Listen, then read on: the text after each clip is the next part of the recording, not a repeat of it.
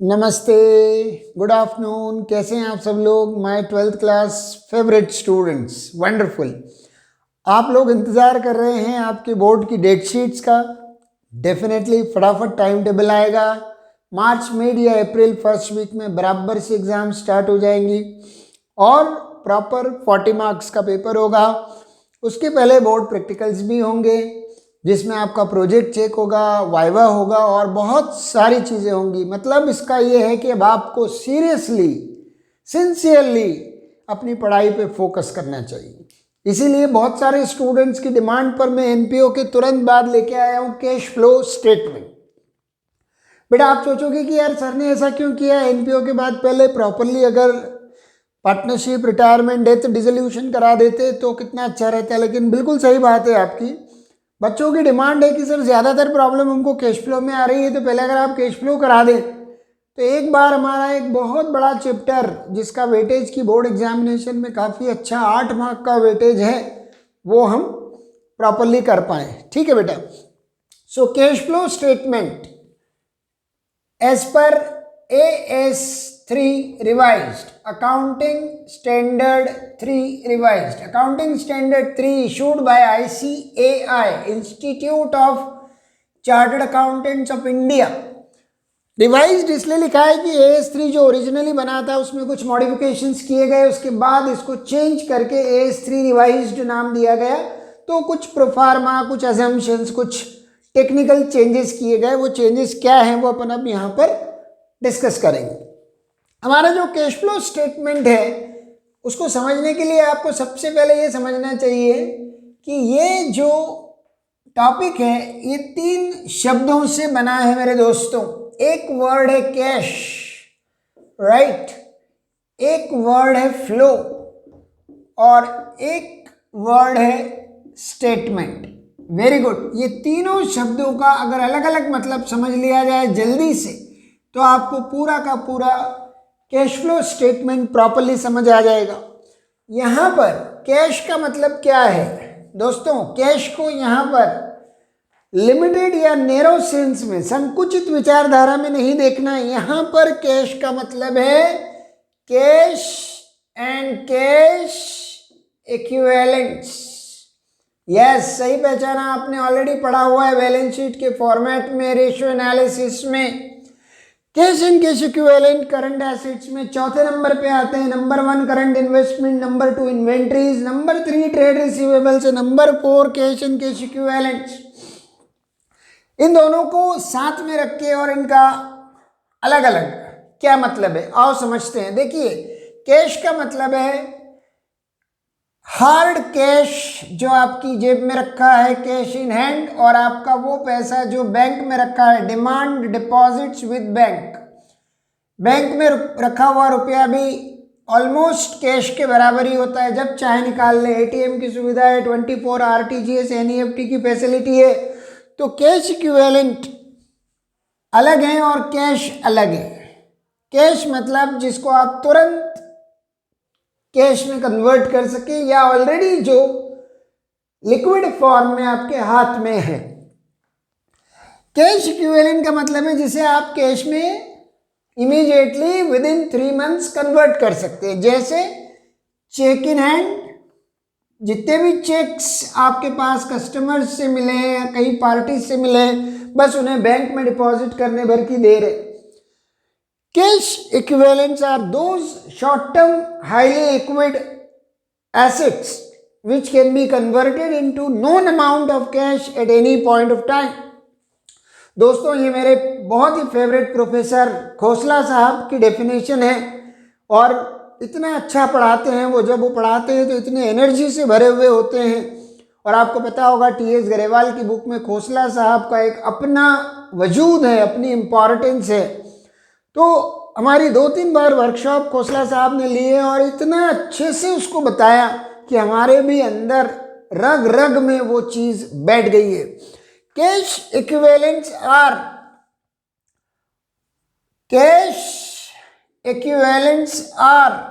those short term, very good, short term highly highly liquid मतलब तुरंत तुरंत cash में कन्वर्ट हो जाए ऐसा।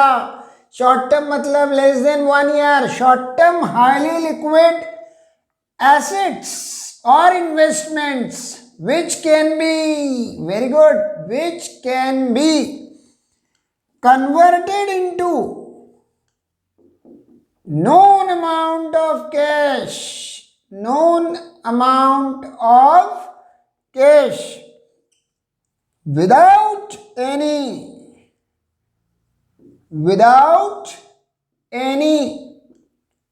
Significant loss. हाँ दोस्तों, सही पहचाना आपने। सिग्निफिकेंट लॉस मतलब कोई मेजर लॉस नहीं होना चाहिए, ना टाइम का ना पैसों का। खाली उन्हीं चीज़ों को कैश इक्विवेलेंट बोलेंगे जो शॉर्ट टर्म है, हाईली लिक्विड है, नोन अमाउंट में कन्वर्ट हो सकती हैं विदाउट एनी सिग्निफिकेंट लॉस। यहां पर टाइम पीरियड अगर अपन बात करें तो एक असम्पशन ऐसा लिया जाता है 3 months। Those short-term highly liquid assets which can be converted into known amount of cash within 3 months from the reporting date are called cash equivalents।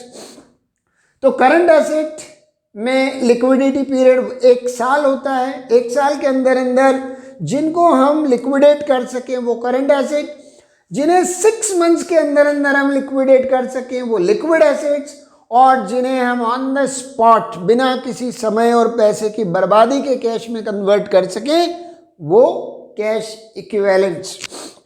तो कैश को बोलते हैं कैश, तू तो कैश है ही, बैंक में रखा हुआ रुपया तू तो कैश है ही, पर मैं चेक इन हैंड, मैं भी कैश से कम नहीं हूं, मैं भी कैश के बराबर हूं, मुझे बैंक में जमा तो कर, तेरे अकाउंट में आ जाऊंगा। तो cheque in hand, demand draft in hand, ऐसे ड्राफ्ट जो अपने को बैंक में बस जमा करने की देर है।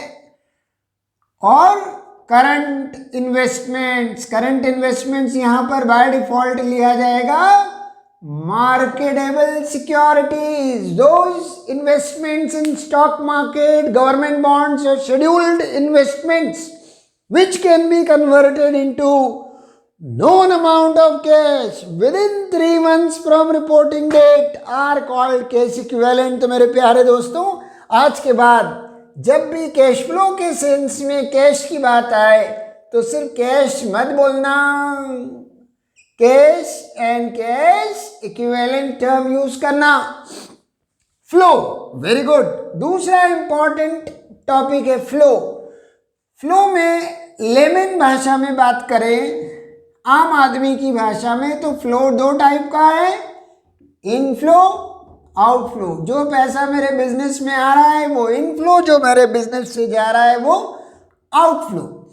सो फ्लो जैसे वाटर का फ्लो होता है, water flows in a particular direction, similarly cash भी फ्लो करता है। लिक्विड एसिड है, यहां से वहां फ्लो करता है, करंट से नॉन करंट, नॉन करंट से current.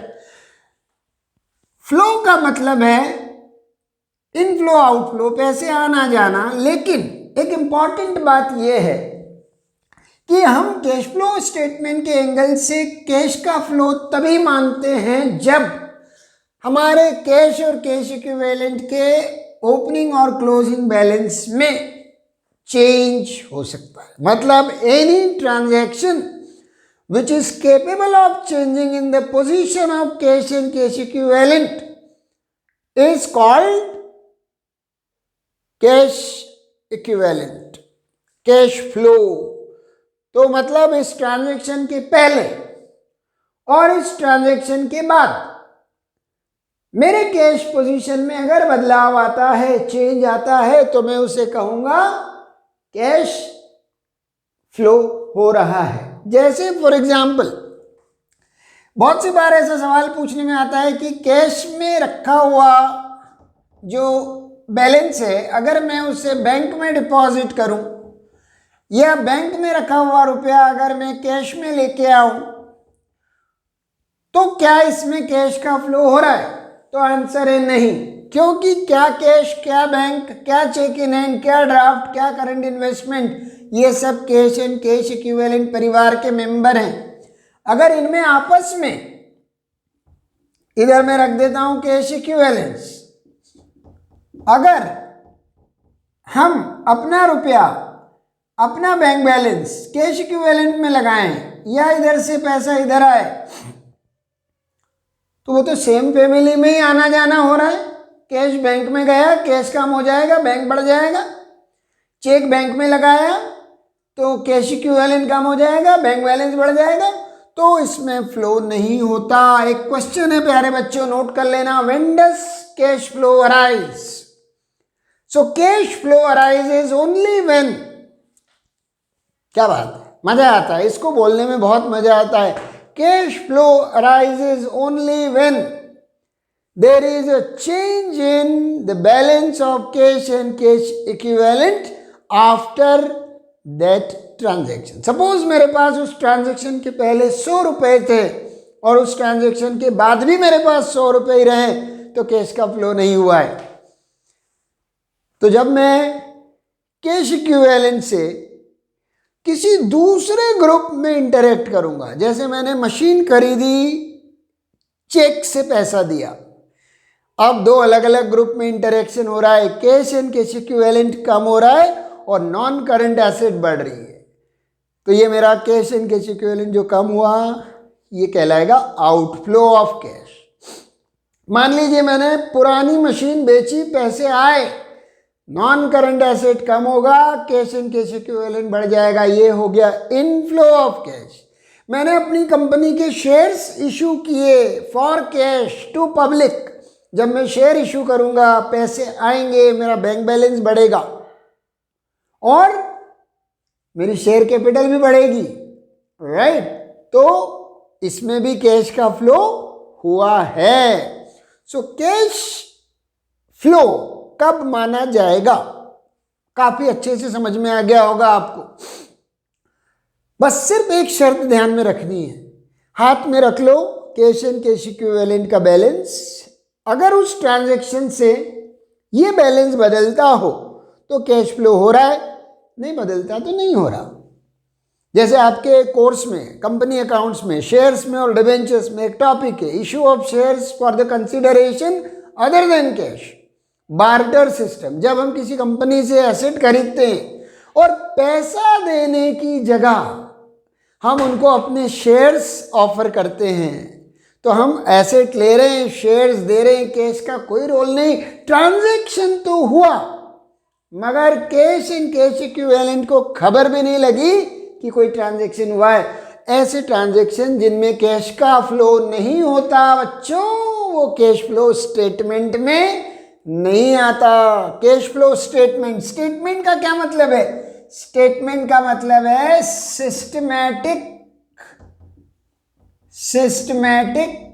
Disclosure, very good, of inflow and outflow, inflow and outflow of cash and cash equivalents on account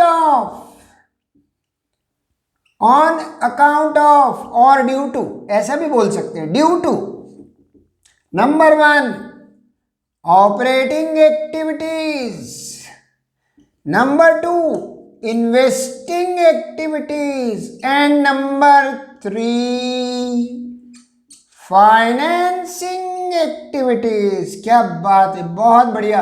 अब आप कहेंगे कि सर ये क्या चीज़ है? तो स्टेटमेंट का मतलब है एक प्रॉपर रिपोर्ट, सिस्टमैटिक। आपको पता है कैश फ्लो का एक फॉर्मेट है, पर्टिकुलर अमाउंट, और उसमें 3 सेगमेंट बनाते हैं हम, ऑपरेटिंग, इन्वेस्टिंग, फाइनेंसिंग। तो एक पूरे फॉर्मेट को हम 3 कंपार्टमेंट में डिवाइड कर देते हैं। पहला ऑपरेटिंग वाला होता है, दूसरा इन्वेस्टिंग वाला, तीसरा फाइनेंसिंग वाला। हमें बताना होता है कि हमारी कंपनी में ऑपरेटिंग के कारण कितना फ्लो हुआ कैश का, inflow outflow, same investing same financing. अब बच्चे पूछेंगे कि सर ये ऑपरेटिंग, इन्वेस्टिंग, फाइनेंसिंग क्या होता है?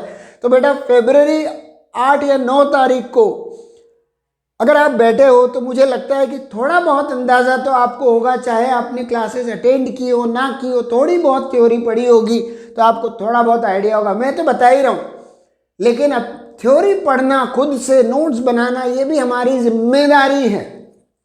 आजकल तो क्या बुक्स की ज़रूरत नहीं है, आप गूगल वगैरह पे भी देखोगे सारी बुक्स अवेलेबल हैं, जो चैप्टर चाहे, जिसके नोट्स चाहे, जिसका मीनिंग चाहे, गूगल करो आंसर मिलता है। सो कैश फ्लो स्टेटमेंट में हम क्या लिखते हैं? हम लिखते हैं सिस्टमैटिक डिस्क्लोजर, मतलब ओपनली दिखाना, सारी चीज़ों को डिस्क्राइब करना, क्या इनफ्लो आउटफ्लो, पैसा आया गया, काहे के, ऑपरेटिंग, इन्वेस्टिंग और फाइनेंसिंग एक्टिविटीज़ के अकाउंट। तो अब ये आपके सामने पूरा एक डिस्क्रिप्शन लिखा हुआ है, क्या कैश का मतलब है, क्या फ्लो का मतलब है, क्या स्टेटमेंट का मतलब है।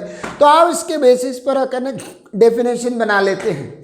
Cash flow statement as per accounting standard 3 revised is that statement which is prepared at the end of the year according to cash basis system of accounting in which inflow and outflow of cash on account of operating, investing and financing activities are disclosed, presented carefully, ताकि user जितने भी हैं, जितने भी investors हैं, जो अलग अलग है, internal external users, interested parties, सब जान सकें कि इस कंपनी में पूरे साल भर में कहाँ कहाँ से पैसा आया और कहाँ कहाँ पर पैसा गया, इस कंपनी का भविष्य कैसा है, इसमें पैसा लगाना चाहिए कि नहीं लगाना चाहिए, कंपनी कल दिन आईपीओ लेके आती है तो क्या मुझे इसके शेयर्स खरीदने चाहिए। ये सारे डिसीजंस बच्चों को इस चैप्टर में समझने हैं, कैसे लिए जाते हैं इन्वेस्टर्स के द्वारा। बेटा अब आज इस वीडियो में हम और क्या डिस्कस करेंगे, एक और इम्पॉर्टेंट चीज़ हम डिस्कस करेंगे कि जो अभी मैंने डेफिनेशन में आपको बताया, ऑपरेटिंग, इन्वेस्टिंग, फाइनेंसिंग, वो एक्टिविटीज़ क्या होती हैं, उनका मतलब क्या होता है और उन्हें जानना अलग अलग क्यों ज़रूरी है। अब इसके पहले कि मैं आपको बिजनेस एक्टिविटीज़ का क्लासिफिकेशन बताऊं, ओरली 1 मिनट में एक चीज़ बता देना चाहता हूं कि हम यहाँ पर बिजनेस एंटरप्राइजेस को भी 2 पार्ट में समझेंगे।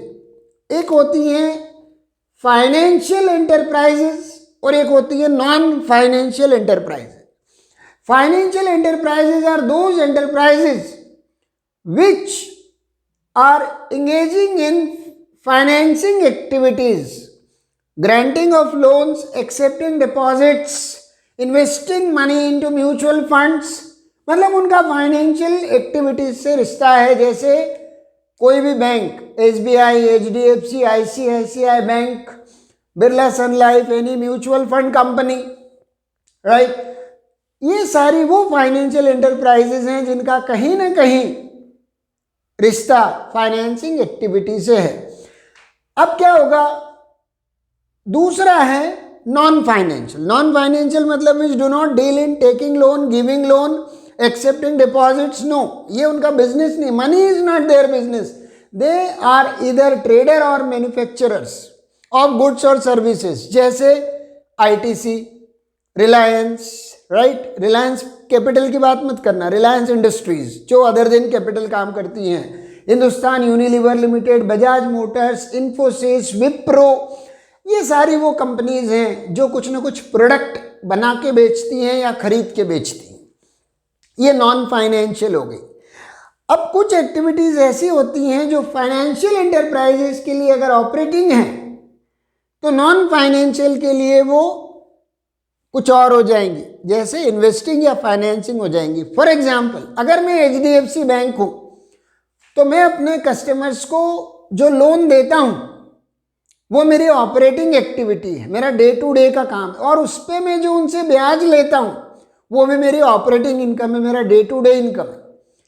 लेकिन अगर मैं मान लीजिए बजाज मोटर्स हूँ, बजाज इलेक्ट्रिकल्स कंपनी हूँ मैं, और मैंने अपने एम्प्लॉय को लोन दिया, तो मेरे फ्रेंड्स ये मेरा काम नहीं है लोन किसी को देना, लेकिन अगर मैंने दिया तो ये मेरी इन्वेस्टिंग एक्टिविटी में आएगा, और उस पर अगर मुझे इंटरेस्ट दिया उस एम्प्लॉय ने तो वो भी मेरा इन्वेस्टिंग एक्टिविटी इनफ्लो होगा।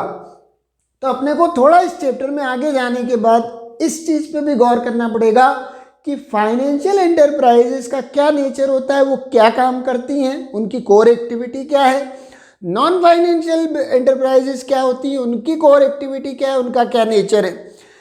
अब जब आप ये समझोगे तो इसको कनेक्ट करके समझना। जैसे देखिए, classification of business activities, her business छोटा हो या बड़ा 3 तरह की एक्टिविटीज परफॉर्म करता है। और मैं तो अपने बच्चों से कहता हूं खाली बिजनेस नहीं बेटा, आप और हम भी हर दिन, चाहे हम बिजनेस में हो या ना हो, ये तीनों टाइप की एक्टिविटीज परफॉर्म करते हैं। जैसे मैं अपना एग्जांपल लूं, I am a teacher by profession, right. So मेरा काम क्या है, मेरा मेन काम क्या है, टीचिंग, वो मेरी ऑपरेटिंग एक्टिविटी है, राइट। ऑपरेटिंग एक्टिविटी किसको कहेंगे, operating activities are your day to day recurring nature activities which is your core activity, main activity, आपका खास काम है। देशपांडे सर का काम क्या है, देशपांडे सर एक टीचर है, टीचर का काम क्या है, पढ़ाना, पढ़ाने से जो पैसा मिलेगा, स्कूल में काम करते हैं, सैलरी मिली, ऑपरेटिंग एक्टिविटी इनफ्लो, बच्चों को ट्यूशन पढ़ाया, पैसा मिला, ऑपरेटिंग एक्टिविटी इनफ्लो। लेकिन देशपांडे सर ने एक शॉप खरीदी, उसे किराए पे दे दिया, काम नहीं है, मैं कोई प्रॉपर्टी ब्रोकर नहीं हूं, रियल एस्टेट एजेंट नहीं हूं, I am not a property broker, I am not a real estate agent. मैंने अगर एक दुकान कहीं खरीदी तो मेरे पास सरप्लस मनी था, मैंने सोचा खरीद लेते हैं, किराया आता रहेगा, बुढ़ापे के काम आएगा। तो जो मैंने पैसा दुकान खरीदने में लगाया वो मेरी इन्वेस्टिंग एक्टिविटीज है। Investing activities are related to investments that you create, long term investments. Companies क्या करती, मशीन खरीदती, बिल्डिंग खरीदती, फर्नीचर खरीदती, आप और हम क्या खरीदते हैं, हमारी ज़रूरत की चीज़ें खरीदते हैं, टीवी खरीदते हैं, वॉशिंग मशीन खरीदते हैं, बैंक में एफडी करते हैं, सोना खरीदते हैं, चांदी खरीदते हैं, घर खरीदते हैं, प्लॉट खरीदते हैं, कहीं भी पैसा लगा रहे हैं, इन्वेस्टिंग एक्टिविटी। अच्छा, इन्वेस्टिंग एक्टिविटी में आपका लगा हुआ पैसा वापस आएगा या वो आपको लॉन्ग टर्म सर्विस देगा। अब मैंने शॉप खरीदी, इन्वेस्टमेंट हो गया, दुकान से किराया आना चालू हुआ, इन्वेस्टिंग एक्टिविटी इनफ्लो। तो रेंट रिसीव्ड कैसी इनकम माना जाएगा, ऑपरेटिंग नहीं माना जाएगा। देशपांडे सर का काम पढ़ाने का है, पढ़ाने से आने वाली सैलरी और फीस ऑपरेटिंग। कहीं इन्वेस्ट किया, वहां से रिटर्न आया, इन्वेस्टिंग एक्टिविटी। और मान लीजिए उस शॉप को खरीदने के लिए मैंने किसी बैंक से, यूनियन बैंक ऑफ इंडिया से लोन लिया है।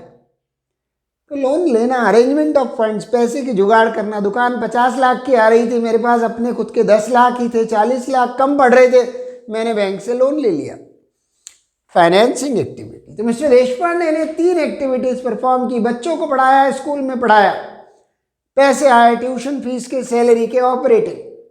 उन्होंने बैंक से लोन लिया, फाइनेंसिंग। उन्होंने उस लोन से दुकान खरीद ली, इन्वेस्टिंग। दुकान से किराया आया, इन्वेस्टिंग। तो प्यारे बच्चों ध्यान से समझना, ऑपरेटिंग एक्टिविटीज क्या है। Operating activities are your day to day activities. किसी भी बिजनेस के लिए buying and selling of goods and services,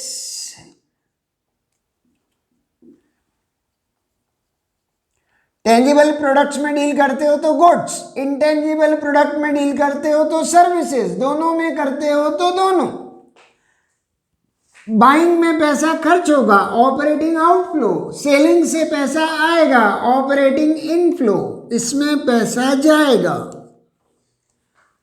इसके अलावा management of your current assets and current liabilities, क्योंकि current asset current liability CA minus CL working capital होता है, और वर्किंग कैपिटल को बोलते हैं हम capital required to meet your day to day requirements. तो आपको इस एरिया में purchase of goods and all related expenses, selling of goods and all related expenses, सारे selling, administrative, office expense, general expenses, सब कुछ जो डे टू डे बेसिस पर होते हैं, ये 2 एरियाज ध्यान से देखना है। Management of current assets and current liabilities. Of course current asset जब डिस्कस करेंगे तो कैश एंड कैश इक्विवेलेंट को अलग रख देंगे, क्योंकि वो एक अलग मेंबर है कैश फ्लो में, उसी की स्टडी हो रही है। करंट लायबिलिटीज में शॉर्ट टर्म बोरोइंग आपको फाइनेंसिंग एक्टिविटी प्रोवाइड करेगी। मैं इसको बहुत डिटेल में बताऊंगा आपको। तो ये दो एरियाज मेरे ऑपरेटिंग नेचर के होंगे। बजाज मोटर्स ने गुड्स खरीदे, ऑपरेटिंग आउटफ्लो। बजाज मोटर ने गुड्स बेचे, ऑपरेटिंग इनफ्लो। बजाज मोटर्स अपने एम्प्लॉयज को सैलरी दे रहा है, वेजेस दे रहा है, ऑफिस रेंट पे कर रहा है, इलेक्ट्रिसिटी बिल पे कर रहा है, रिपेयर मेंटेनेंस पे खर्चा कर रहा है, ऑपरेटिंग आउटफ्लो। बजाज मोटर्स ने 5 करोड़ की बिल्डिंग खरीदी, इन्वेस्टिंग एक्टिविटी। इन्वेस्टिंग एक्टिविटीज क्या है? Investing activities are non recurring, और क्या है? They are capital expenditure and capital receipts. आपका जो नॉन रिकरिंग है, जो डे टू डे नहीं है, जो नॉन कोर एक्टिविटी है, आपका काम है गुड्स बना के बेचना। आप बिल्डिंग खरीद रहे हो तो बिल्डिंग आप बेचने के लिए नहीं खरीद रहे हो, बिल्डिंग में आप इन्वेस्टमेंट कर रहे हो ताकि उस बिल्डिंग के अंदर आपका प्रोडक्शन का काम, बाइंग सेलिंग का काम और एडमिनिस्ट्रेशन का काम चल सके। So investing activities are related to purchase and sale of what? Number 1 fixed assets, चाहे वो टेंजिबल हो या intangible, and long term investments. इनको चाहे खरीदो, खरीदोगे पैसा जाएगा, इनको बेचो पैसा आएगा। हमारी पुरानी फिक्स्ड एसेट्स जो हमारे लिए कम यूजफुल हो जाती हैं या आउटडेटेड हो जाती हैं या ज़्यादा रिपेयर मेंटेनेंस खाती हैं, उन्हें हम बेच देते।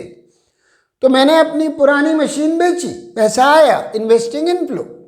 मैंने नई मशीन खरीदी, पैसा गया, आउटफ्लो।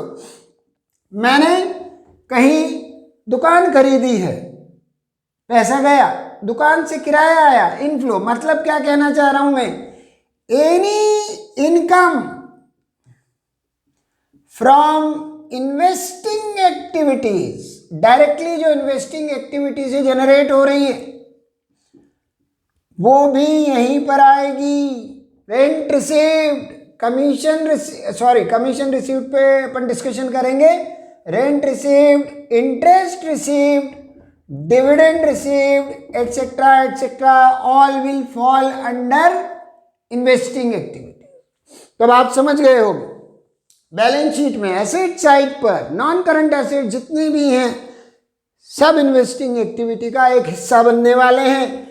फाइनेंसिंग एक्टिविटी मतलब अरेंजमेंट ऑफ फंड्स।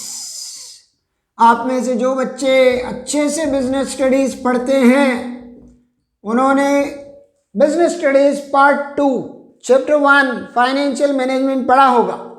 उसके अंदर every financial management has to undergo 3 important decisions: investment decision, financing decision and dividend decision. Investment decision is about कहाँ पर पैसा इन्वेस्ट करोगे, which fixed assets are to be purchased. आपको पता है investment in fixed assets to a great extent is irrevocable और irreversible.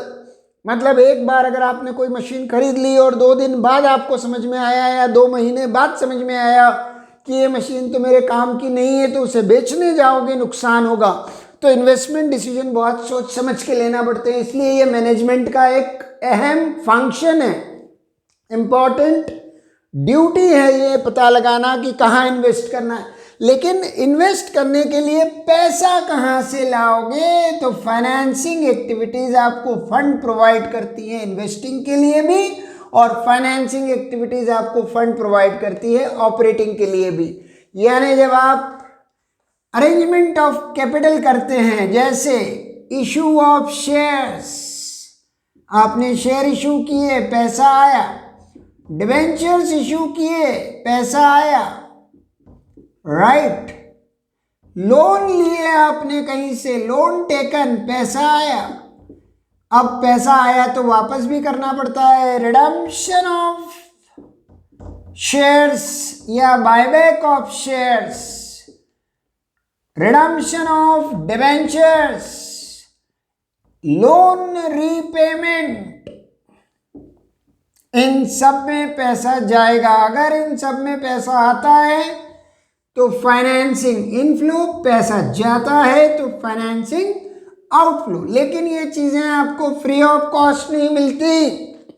Cost of debt, finance cost जिसको हम बोलते हैं, तो जब आप ये लोन लेने जाओगे, शेयर इशू करोगे, तो आपको लोन पे इंटरेस्ट पे करना पड़ेगा। Interest is a charge against profit and has to be paid compulsorily irrespective of size of profit or loss। आपको अपने शेयर होल्डर्स को डिविडेंड देना पड़ता है प्यारे बच्चों। तो डिविडेंड भी एक फाइनेंस कॉस्ट या फाइनेंसिंग एक्टिविटी आउटफ्लो हो गया। जहां से भी पैसे की जुगाड़ करते हो, फाइनेंसिंग एक्टिविटी।